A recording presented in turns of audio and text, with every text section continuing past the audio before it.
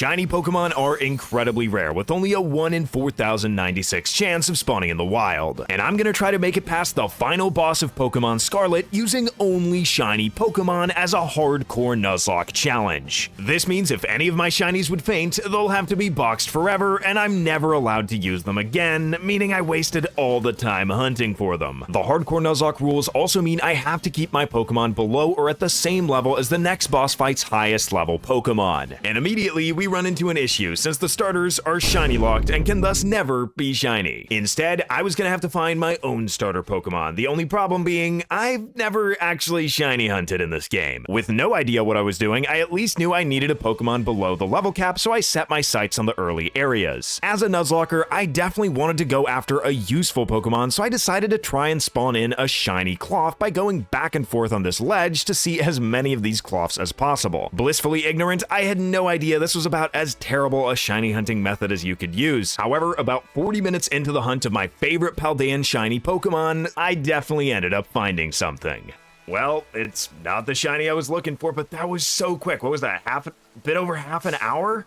Shiny Shinx. It's not even a bad shiny either, and we get Intimidate. It's safe to say I was over the moon to catch our first team member, and mostly I was just happy that it didn't take me all day to find one. In a way, Tiger is the perfect first team member since we can immediately evolve her into Luxio at the first level cap of 15. She isn't naturally strong against bugs, so just outside Cortando, I pick up the TM for Firefang. This sets us up nicely to take on the first gym leader, Katie. Her first two bugs are incredibly weak, and Tiger immediately Firefangs them out of existence. Teddiursa, on the other hand, comes in and immediately gets a critical hit. I'm able to deal tons of damage back with Firefang, but I am not sure if I can survive another Fury Cutter. Turns out it's a speed tie, and Tiger just ends up winning the coin flip the next turn. The first gym really shouldn't have been that close, but you did it, Tiger. With only a Luxio to take on the first Titan, I needed to make some preparations. So I made my way to Levincia to buy myself a wide lens for my slightly risky strategy. I may not have a Klawf of my own, but being the Klawf enjoyer that I am, I know it's pointless to try and fight this thing with physical moves. With this knowledge, I went all the way to the other side of the world to Casa Royal Lake to pick up the strongest electric type move in the game. Luxio may not be the strongest special attacker, so we don't quite do half, which is perfect since we don't want to activate Klawf's Anger Shell. Getting the paralysis means we outspeed the next turn to immediately take Klawf into phase 2. Tiger's Intimidate is super useful here too, since it means we don't take a bazillion damage from Klawf's attacks. During this phase, Klawf has twice as much health, but Arven ends up sponging a lot of the hits and even does something useful by healing us up with Life Dew. The combination of me and Arven is unstoppable, and a Water Gun Thunder combo eventually drops the giant crustacean. You have done it again, Tiger. Even though Tiger's been doing great so far, I don't think she can beat Brassius alone even with Firefang. So I did some research and found out that outbreaks are a great way to find shiny Pokemon. Unfortunately, I can't quite do it right and take out 30 to 60 Pokemon to up our odds since Tiger would definitely overlevel. Instead, I had to rely on just resetting my encounters by using picnics and then pray to Giratina that a distorted Wiglet shows up,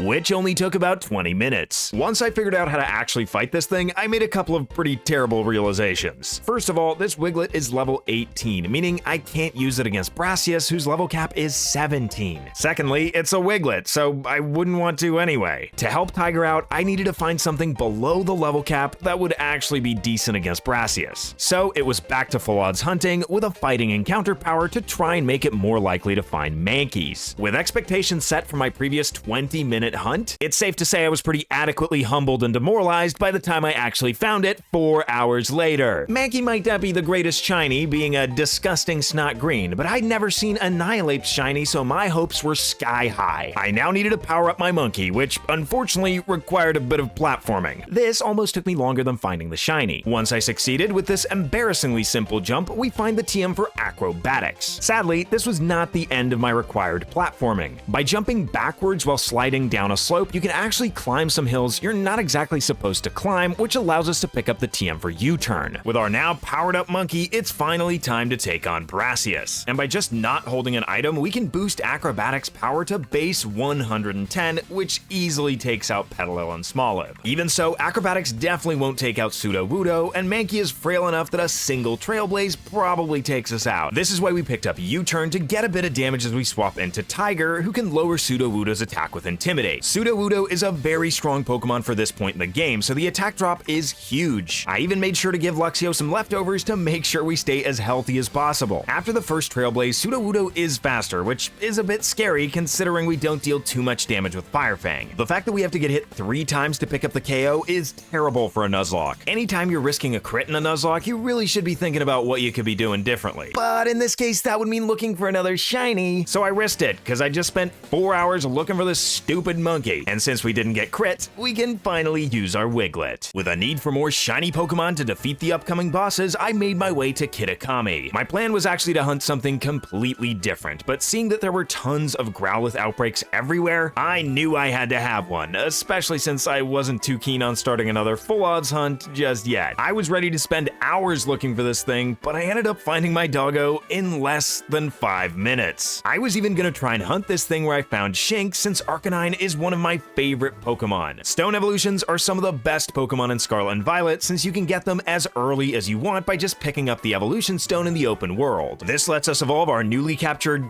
Tiger immediately. Stone evolutions get access to fantastic relearn moves right away, making Arcanine a great addition to the team. It's also one of my favorite shinies in the entire game. Not my favorite of all time, which I will let you know later in the video, but definitely right up there, and I'd love to know what your favorite shiny is down in the comments below, as well as the story of how you found your very first shiny Pokemon. Mine was a shiny Pidgey that I caught in Fire Red 20 years ago before I even knew what a shiny was. As epic as it would be to have 2 shiny Intimidators, my Arcanine unfortunately has Flash Fire. This is obviously much worse, since Intimidate would be useful for almost every single fight in the game, whereas Flash Fire basically just means Mela is gonna be completely free as long as we can keep Tiger alive. For now, we've got to take on Titan Bombirdier, and we can deal a ton of damage with super effective Play Rough, but I still want to be a bit careful and preserve my health, which is why I protect the next turn to get some leftovers recovery before taking it into phase 2 with an extreme speed. You don't actually get healed between phases in this fight, so you want to stay as healthy as possible. With access to the strongest physical fairy type move in the game, we're just dealing way too much damage for this thing to keep up. So I quickly move on to take on the first Team Starbase versus Giacomo. This was a fight I was very concerned about going into this challenge, since the Starmobile can be super tricky to deal with depending on your team. But with our current team setup, it shouldn't be too big a problem. Once the Starmobile comes out, I swap into Tiger to lower its attack with Intimidate. I then swap back to Arcanine, who can get some free damage with Play Rough as the Starmobile goes for Metal Sound. To shake off the special defense drops, I keep swapping between my 2 Tigers, which eventually gives me enough free turns to attack it as it goes for Metal Sound to take it out. Normally we'd take on Iono next, since she caps our level at 24, and there's really no good reason to take on Earthworm early, except for the fact that it's a completely free matchup for Arcanine, even as low as level 21. Now that we made some decent progress defeating 3 more bosses, I figured it was time to collect another Pokemon. This time, I decided to go for the full odds target that I skipped in favor of Growlithe, and it was about as painful as you might expect. Even with flying encounter power to try and make it more likely to find the shiny I was looking for, this still took me 3 hours and 42 minutes. But when it comes to shiny hunting, those who wait eventually get rewarded. At almost 2 AM, I actually found what I was looking for, one of my favorite Pokemon, Gligar. With one of the best typings in the game, this thing is an excellent addition to the team, especially just before Iono. In fact, Kitakami has a Razor Fang just lying around in this cave for us to be able to evolve into Gliscor right away. And its shiny is gorgeous in Gen 9. With my newest shiny, I felt completely ready to take on Iono, and Gliscor was able to get rid of her lead Wattrel with a Rock Tomb before it even got to move. Bellibolt can be a bit tricky, and it does have super effective Water Gun, so I made sure to give Gliscor an Assault Vest, which boosts our special defense by 50%, making the Water Guns barely do anything. Non-shiny Luxio comes out next and tries to drop her attack with Intimidate, but Hypercutter stops that from happening. With her attack still at neutral, a single Bulldoze is enough to get rid of the Luxio. This brings in Miss Magus and the plans to swap to Arcanine, but before I do, I need to make sure to get Gliscor confused. Arcanine is holding a Person Berry to stop this, but if I heal off the confusion, Miss Magus will just outspeed and Confuse Ray me again. It won't go for Confuse Ray as I switch if Gliscor is already confused, so I stay in and click Rock Tomb, which actually ends up hitting. This isn't actually necessary, even though it makes my life a lot easier. either. Arcanine's tanky enough to eat 2 hexes even if one of them crits, but because of Rock Tomb, Arcanine simply outspeeds and has enough health that we can fire off a Flare Blitz. And you know what? After a long shiny hunt, I'll take a quick victory. Defeating Iono means we've made it to Mela, and guess what? We still have Flash Fire Arcanine, which completely trivializes this fight. Torkoal can't do anything but spam Clear Smog, and while the Starmobile can definitely lower our defense with Screech, its only physical move is Blazing Torque, leaving it with the options to either lower our defenses in futility with Screech, or to attack us on the special side with Swift. Yeah, Arcanine just makes this free. With the Water-type gym fast approaching, we could try and take it on with Luxray, but with a new level cap of 30, I was excited to hunt for a very specific shiny. Before starting my hunt, I can also evolve Mankey into Primeape, and my Wiglet finally gets to evolve into the somewhat useful Wugtrio, which has the best nickname I've ever given any Pokemon, and it's not even particularly close. Before taking on Kofu, I figured I'd hunt for a shiny that I've wanted to have since the early days of Generation 4. This is a Pokemon that's always been super special to me ever since the first time I found it in the old Chateau, and I figured it would be the perfect Pokemon to try and add to the team since we can change its type. This hunt set me back another 2 hours of my life that I'm never getting back, but eventually I did find the little light bulb. Rotom is a fantastic Nuzlocke Pokemon for many reasons. Levitate lets us dodge ground type moves, we're able to change its typing whenever we want, it's super bulky and gets access to great status moves like Thunder Wave and Will-O-Wisp, and its electric typing is perfect going into the 4th gym fight versus Kofu. I lead with Tiger, who's able to outspeed Veluza and take it out with a single magnet boosted Spark. This brings out Wugtrio, which I have no hope of outspeeding with Tiger since Luxray is deceptively slow. There is a small chance that we could get flinch chained by Headbutt, but even after a critical hit, we end up hitting our first Spark and one-shotting the Wugtrio. This brings out Crabominable, which is so slow that Tiger even outspeeds it at -1 after Gooey, so we're able to Volt Switch into Rotom to resist the Crabhammer and finish off Crabominable with a Thunderbolt. And now that we've collected our 4th gym badge, we critically unlock a lot of the best items in the game, Delibird presents. By learning more about shiny hunting in this game, I caught word about the hole in the wall that just spawns Larvitar as long as you've got some rock encounter power. Wugtrio hasn't been too useful so far, but I put it to work taking out the Larvitars to spawn in new ones, and while you can almost do this method AFK, it took me over 2 hours to actually find my Larvitar. But the wait was well worth it to add a shiny pseudo-legendary Pokemon to the team. And I was actually surprised to see shiny Pupitar look so amazing in this game with its deep regal purple. And it's no coincidence that I just hunted for another ground type before taking on Atticus, who always seems to cause me trouble. I lead with Gliscor versus Skuntank since the worst thing it can do to me is Sucker Punch, which actually manages to get the flinch with its Stench ability. This is pretty much fine though, since any other move it goes for, I just get to outspeed and take it out with Earthquake. I would just one-shot the incoming Revavroom immediately, but with my luck, it finds a way to flinch me as well. This puts me in a tricky spot where I'm now dead to crit Ironhead. I really wanted to save my Scarf Primeape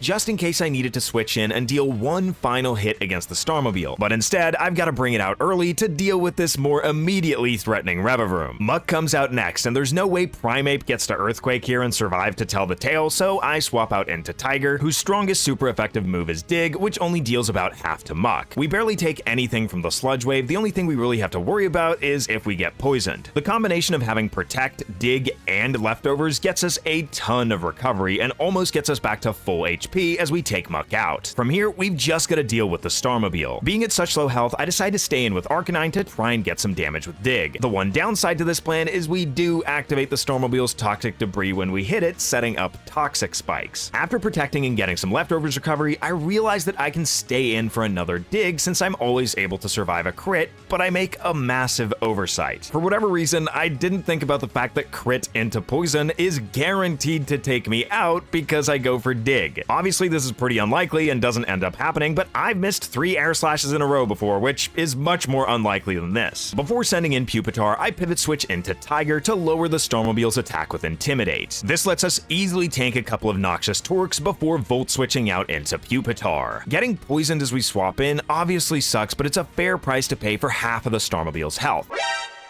I could say that I planned that and look like an absolute genius, but Shedskin only has a 1 in 3 chance of proccing. That's not a probability you want to rely on when doing Nuzlocke strategies. Instead, my actual plan was going to be to swap to Rotom, who's immune to the Toxic Spike effect, and finish off the run that way after getting a bit of Rocky Helmet chip and possibly an Earthquake in with Pupitar. With the level cap now increased to 36 as we prepare to fight Larry, Primeape has finally learned Rage Fist. I make sure to use the move 20 times to take on innocent, unsuspecting Fidos, which causes Primeape to evolve as soon as we reach the level cap of 36. Wait.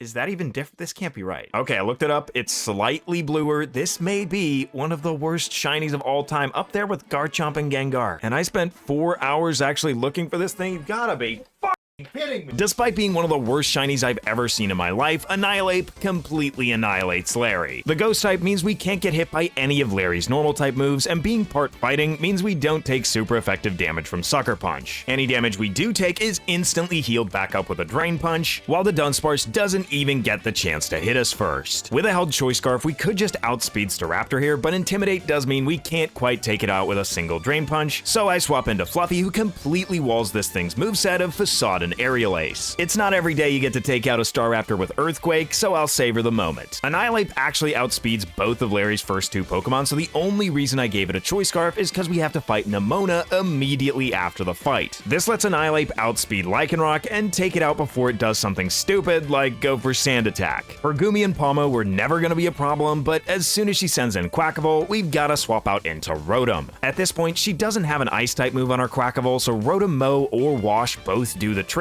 and we can take it out with a couple of Thunderbolts. To find the next gym, we need to head up the mountain to Montanavira. While doing so, I figured I'd put together a Fairy-type encounter power sandwich just to see how long it would take to find one of the most popular shiny Pokemon of all time. What you're seeing right here is regular speed footage of basically from when I made the sandwich until finding the shiny about 15 seconds later. After the previous few several hour-long hunts, I was very relieved to find this thing so quickly. Being a female Ralts, I had no choice but to evolve it into Gardevoir, but I probably would have anyway since we've got a severe lack of special attackers on the team. We next have to take on Rhyme, which is usually one of the easiest gym leaders in the game because of her gimmick that gives you boost to your attack and special attack if you knock out one of her Pokemon. Her lead Mimikyu and Banette aren't very dangerous since the only Ghost type move either of them has is Shadow Sneak, and Mimikyu doesn't even have Play Rough. On top of that, we actually want to get hit by Shadow Sneak to boost up the power of our Rage Fist. This ironically gives it enough power to one-shot Banette, and Tiger gets crit by a Slash before taking out Mimikyu's disguise. Houndstone comes out next, and we get our attack boosts at the end of the turn for taking out Banette. Before being taken out, Mimikyu goes for a Shadow Sneak, which actually just helps us by further powering up our Rage Fist, after which Luxray outspeeds Houndstone and takes it out with a +1 Crunch. This brings out Toxtricity, which sadly for Rhyme is just slower than Annihilate and gets annihilated by a Rage Fist. Since both Tulip and Great Tusk share the same level cap of 45, I've got to decide who to take on first. I choose to go for Great Tusk since Gliscor is the perfect counter. We can't get hit by Stomping Tantrum, Resist Brick Break, Rapid Spin barely does anything, and Knockoff won't do much since we don't want to be holding an item anyway to power up our acrobatics. With the Quaking Earth Titan out of the way, I go to take on the 7th gym leader. Against her lead Farigiraf, which is her only physical attacker, I lead with my best physical wall Gliscor to set up Toxic Spikes. From there, my plan was to go for Protect every other turn to get as much leftovers recovery as possible and try and whittle down Farigiraf with Brick Breaks. The reason for Brick Break instead of something super effective like X-Scissor is I want to immediately get rid of Reflect if it ever gets set up. Once Farigiraf is low enough, I take it out with U-Turn to get to swap out into Rotom before Tulip sends in Gardevoir. With Rotom Wash, we bait Energy Ball so I can safely swap in Annihilate. With a held Assault Vest, we're ready to take this thing on, but after a special defense drop from Energy Ball, I change my plan slightly and U-Turn out to get rid of the debuff. Rotom can always handle a Psychic on the switch even if it gets a critical hit, and we can outspeed with a Volt Switch the next turn to swap back into Mankey as Tulip sends out Espathra. The Ostrich is faster, but because we can always survive a critical hit super effective Psychic here, we want to get hit to power up our Rage Fist. This makes the move 100 base power, which is enough to take out Espathra from full, and we easily knock out Florges after it terastalizes to make Rage Fist super effective.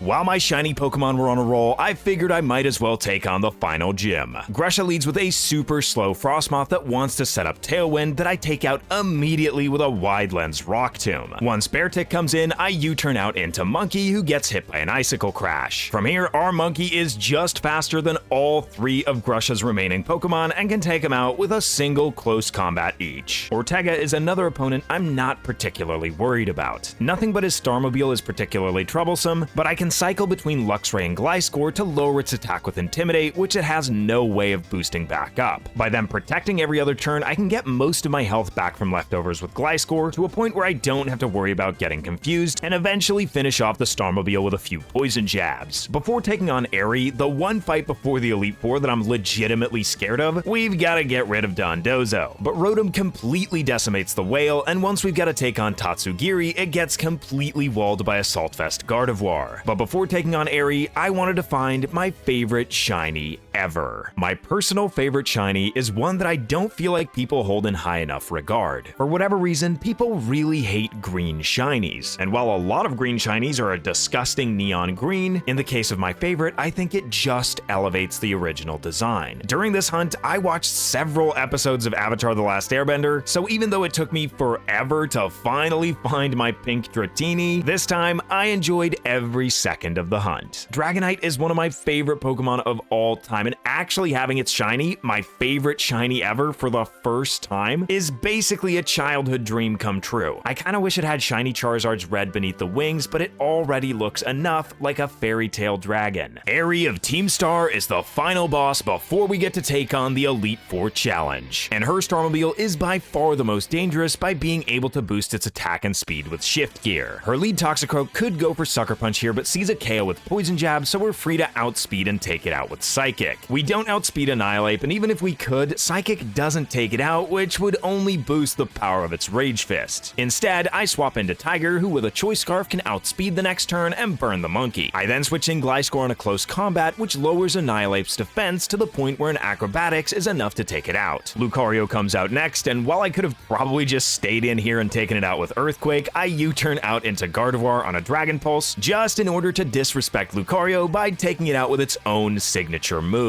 Once Passimian comes out, I swap back into Gliscor, who simply outspeeds and can knock it out with another Acrobatics. This just leaves the scary Starmobile, and I really wish I would have stayed in here and just gone for an Acrobatics to deal some damage. Instead of switching, I go for a U-turn, which comes out at the end of the turn since the Starmobile is faster, allowing me to swap in my Focus Sash to Annihilate without taking any damage. From here, we just have to sit tight and trust the process as the Starmobile starts boosting both its speed and attack. Knowing that it can't one-shot me, I go for a close combat both to get some damage and to lower my own defense. I do this to make sure the Starmobile does as much damage as possible the following turn to use my favorite strategy in all of Scarlet and Violet, Focus Sash plus Counter. If I would have just gone for Acrobatics before U-turn with Gliscor, this would have been a KO. Thankfully, as I swap into Rotom, the Starmobile just decides to boost up more. This is fantastic since Rotom is also holding a Focus Sash. This means we always survive whatever the Starmobile throws at us and get to use Volt Switch at the end of the turn. This means Dragonite doesn't take damage as we swap in, and we can finish off the sliver of health the Starmobile has left with a priority Extreme Speed. With the final Team Star boss defeated, all that remains is to prepare for the Elite Four. And with our current box, the only bit of preparation we can basically do is evolving Fluffy into Tyranitar. The first member of the Elite Four, Rika, specializes in ground types, a type that can't even hit 3 of our Pokemon. Against her Whiscash, I lead with Rotom Mow, who outspeeds naturally, and with a held Wide Lens, we can boost the accuracy of Leaf Storm to 99%. This brings in Camerupt, which will try and take us out with Fire Blast, so I swap out into Wugtrio. I'm holding a Rostberry here just in case we get burned. This way, even if we get both crit and burned, we always take Camerupt out the next turn with Liquidation. Donphan's annoying since it has Sturdy, so I swap out into Rotom to dodge an Earthquake, and then burn Donphan with a Will-O-Wisp the following turn, which both has its accuracy boosted by Wide Lens and breaks Donphan's Focus Sash at the end of the turn. As an added bonus, we barely take any damage from the incoming super effective Poison Jab and can finish off Donphan the next turn with a Leaf Storm. Dugtrio comes out next, and this thing is super annoying since it loves to set up Sandstorm and dodge attacks with Sand Veil. Figuring I have one free turn as it sets up the Sandstorm, I decide to just go for a Will-O-Wisp and actually end up hitting. With the burn, Dugtrio is of no threat to us whatsoever, so I decided to just stay in and go for a Leaf Storm, and I was a bit surprised this KO'd until I saw it was a critical hit. Finally, we just have to defeat Clodsire, but because this thing's only attacking moves are Liquidation and Earthquake, which can't even hit us, I decide to stay in and go for another Will-O-Wisp. I end up getting poisoned in the process, but this exchange of status very heavily weighs in our favor. I switch to Pickle as Clodsire just goes for Protect to try and get more damage with poison. Obviously, Dragonite can't be hit by Earthquake, so Clodsire's only options are Liquidation and Toxic, neither of which are particularly effective, especially when burned. This means our victory is all but sealed before a couple of Ice Spinners. This makes our next opponent the Steel-type Master Poppy, so I switch Rotom's form between battles to Heat, but make sure to keep my held Wide Lens to boost Overheat's accuracy to 99%. Once Bronzong comes in, I once again utilize that boost my accuracy to burn it with Will-O-Wisp before Volt switching out. Expecting a Zen Headbutt here, I swap out into Fluffy, who can dodge it with her Dark typing. I can then outspeed with a super effective Crunch, which is enough to take Bronzong out after the chip damage from both a Volt Switch and Burn. Corviknight comes out next, and I definitely can't stay in against a quad effective Body Press, so I swap out into Tiger. My next turn is pretty risky, as I didn't expect Corviknight to do as much as it does with Brave Bird, but I would be completely dead to a crit there. Thankfully, Tiger gets to live to see another day, and I can finish off Corviknight with a second Flamethrower. Once Magnezone comes in, I swap back into Motor to soak up a Discharge. With Magnezone sturdy, there's no point in going for Overheat, so I just Volt Switch out into Annihilate as Magnezone sets up Light Screen. This doesn't affect our physical moves, so I'm free to go for an Earthquake to finish Magnezone out, which brings out the final Pokemon Tinkaton. I don't think I can one-shot with close combat, so I swap out into Gliscor to eat the Play Rough. With a speed-boosting nature, we're able to outspeed Tinkaton and deal tons of damage with an Earthquake before tanking the Gigaton Hammer. Being able to comfortably eat Tinkaton's strongest move means we can just take it out with an Earthquake the following turn for an easy victory.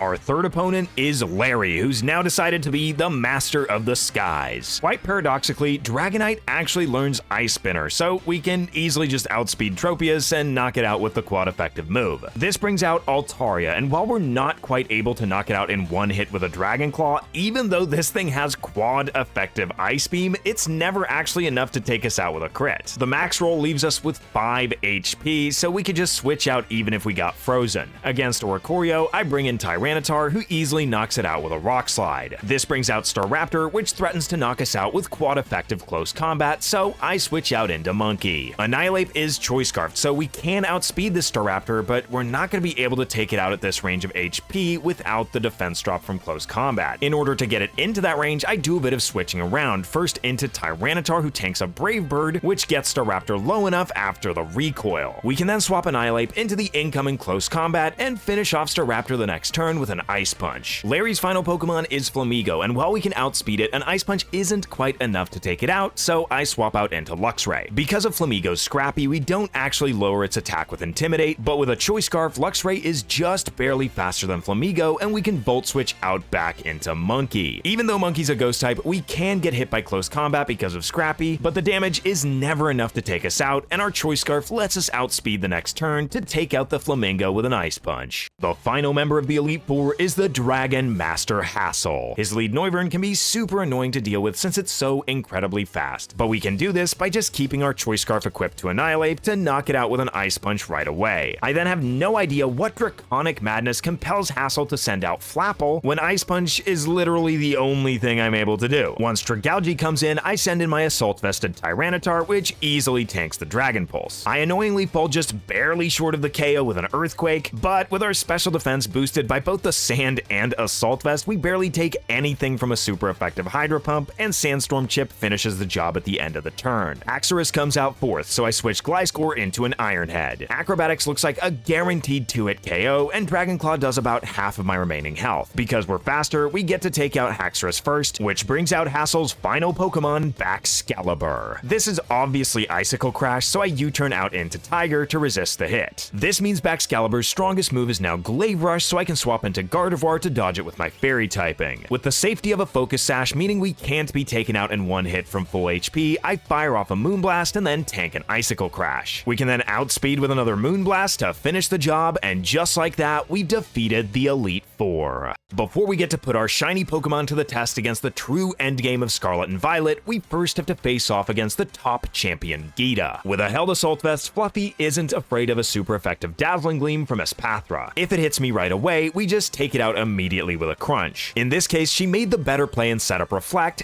having the damage from all of my physical moves. Either way, we only have to take one Dazzling Gleam before Espathra goes down, and I made sure to plan the next 4 turns with special attacks just in case it set up Reflect. Against Avalugg, we want to be using special attacks anyway since its defense is through the roof. Expecting the quad effective body press, I can send in Gardevoir to quad resist instead and then take out Avalugg the next turn with a super effective Aura Sphere. This brings in King Gambit since Geeta thinks she can cleverly take me out with a super effective Iron Head, but King Gambit is so slow that we just knock it out with an Aura Sphere first. Go-Goat comes out next, and as long as we switch in Tiger, it basically has nothing to threaten us with. It tries to survive by setting up Bulk Up, but I'm using Flamethrower to try and get around Reflect. In the end, Go-Goat accomplishes absolutely nothing by setting up a couple of turns and just gets roasted by a couple of Flamethrowers. Fifth out is Veluza, so I send in Luxray, who barely takes anything from a Liquidation after getting off the Intimidate. My defense does get dropped, so I Volt Switch out into Gliscor, who doesn't take very much damage despite the Liquidation being super effective. Finally, I take out Veluza with U-Turn to get to swap into Mankey before Geeta swaps in her last Pokemon, Glamora. She even helps me out by shedding her Poison type, making close combat super effective and an easy KO. And just like that, our shiny Pokemon achieve champion status. But they've still got a long way to go.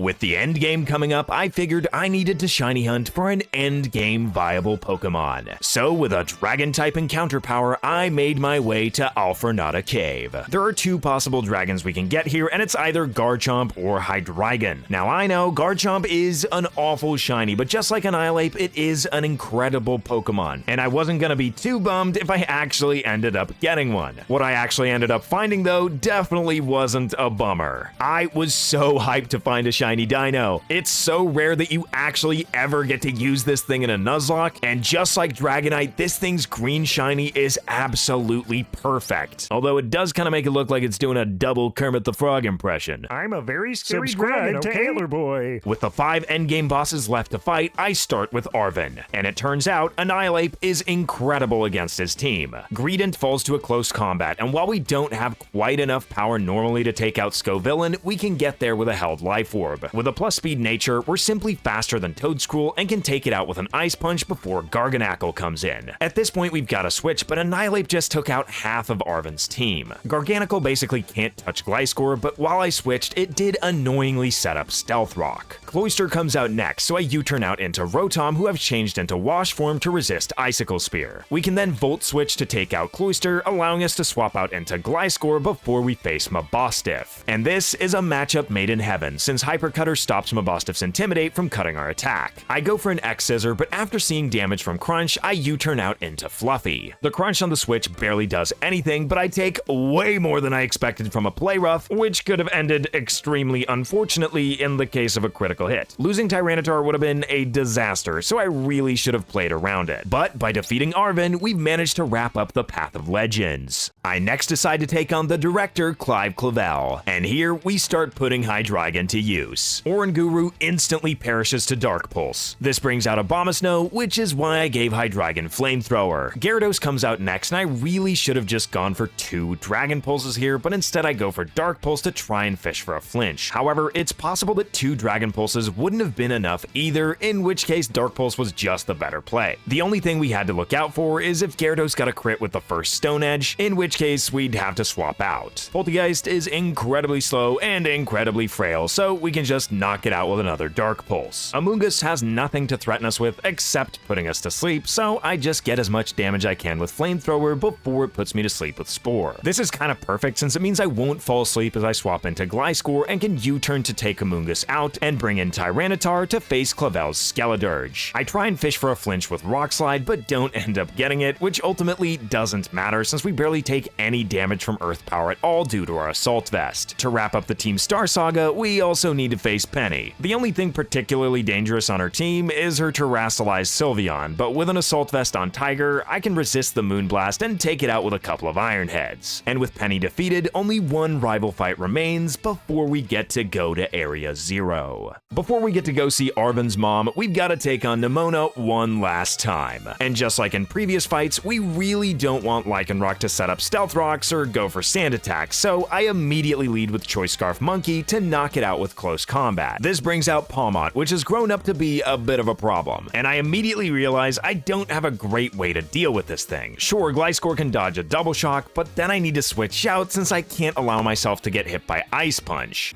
Oh shit. With Mankey frozen, I'm actually in really big trouble. I want to bait Pawmot into using close combat to lower its defense, so I swap into Tyranitar and then pivot back into Gliscor to take the hit. Now that we're baiting Ice Punch, I wanted to go for Double Shock into Luxray, so I swap in Rotom to eat the Ice Punch. We end up getting crit, which is fine as long as we don't get frozen. Ah, fuck. Getting frozen twice in one battle should be illegal. We've made it to the penultimate fight of the challenge and not lost any Pokemon yet, so if getting double frozen by this Pawmot is what loses me my first Pokemon, I'm gonna be heartbroken. At least my plan to bait Double Shock with Rotom actually worked, and we take less damage because of Intimidate. The attack drop also gives me some confidence to swap in Mankey, who will be able to sponge a ton of hits after Intimidate, so maybe I'll have a chance to thaw out. The first turn, I'm not so lucky, but to my surprise, I actually managed to thaw out the second turn. I don't even know how long you can stay frozen, if there's a cap to it, if it's just completely random. Either way, we actually did it and never have to think about this Pawmot again. Being Choice Scarf does unfortunately mean we're locked into Earthquake as the Dunsparce comes in, so I swap out into Tiger to get off an Intimidate. I do this to enable a string of helpful switches, first into Gliscor to dodge a Drill Run, who can then U-turn out into Annihilate to dodge the Hyper Drill. From there, we can simply knock out the Dunsparce with close combat, which brings in Earthworm. With its base 140 defense, I know I'm not going to be able to knock it out in one hit, so I swap to Gliscor, who gets me a bit of a lucky status break by burning with Fire Fang. This reduces Earthworm's ability to do anything useful whatsoever to 0, and I can take it out a few Fire Fangs later. Before facing Quackable, we first need to take down Goodra, so I U-turn out into Fluffy, who easily tanks a Muddy Water with her Assault Vest and then takes out Goodra with an Ice Punch. Last out is Quackable, and at this amount of health, I was unsure if Quackable would go for Brick Break or Aqua Step, so I send in Tiger to lower its attack with Intimidate. Brick Break is the preferred outcome since it means Quackable doesn't get the speed boost from Aqua Step. And without that speed boost, Scarf Luxray is faster, so we're able to Volt Switch and swap out into Rotom. After Intimidate, Rotom doesn't take too much from Aqua Step, but Brick Break does a ton of damage. I was gonna switch out after this turn, but Rotom actually thaws out and switches out on its own with Volt Switch. In the end, we conquered the ice, thankfully not letting Nemona break our deathless streak. With all 3 of the main quests completed, I could simply make my way to the final boss, but I still had some unfinished business. The one shiny I wanted to get the most still eluded me. I'd never forgive myself if I completed this challenge without finding my favorite Paldean shiny. But this one continued to elude me for hours on end. Having found a shiny as fast as in 15 seconds, this hunt really started to wear on me after the 7th hour. But I was committed to the task, and if you're wondering why this video is so late, then you can take up your complaints with this crab. 7 hours and 21 minutes into this hunt, I finally found my shiny Klawf. Does it match up well versus the final boss?